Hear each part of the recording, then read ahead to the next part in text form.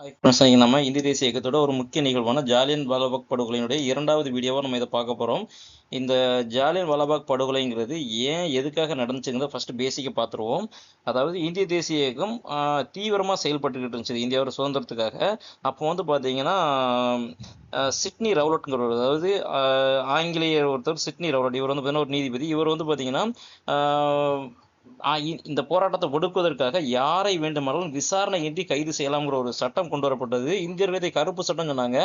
இந்த சட்டத்தை எதிர்த்து அங்கங்கே போராட்டங்கள் நடந்துச்சு. பஞ்சாப்ல சத்யபால் சாஹிபுதீன் கிச்சிலுங்கிற 2 தலைவர்கள் வந்து பார்த்தீங்கன்னா போராட்டம் பண்ணிக்கிட்டு இருக்கும்போது கைது செய்யப்பட்டாங்க. இதை எதிர்க்கும் விதமாகவும், இந்த போராட்டத்தை எதிர்க்கும் விதமாகவும், அதுக்கடுத்து பஞ்சாப்ல உள்ள அறுவடை திருநாளை கொண்டாடும் விதமாகவும் பஞ்சாப் பகுதி மக்கள் ஜாலியன் வாலாபாக்ங்கிற ஒரு பூங்காவில் அமைதியாக கூடியிருந்தாங்க. சரிங்களா? அப்போ ஜெனரல் டயருங்கிறவர் உள்ள புகுந்து நிறைய பேரை சுட்டு கொண்டார். இதில் 359 கிட்ட இறந்ததாகவும் 1120 பேர் காயமடைந்ததாகவும் பேசியிருந்தோம் லாஸ்ட் வீடியோவில்.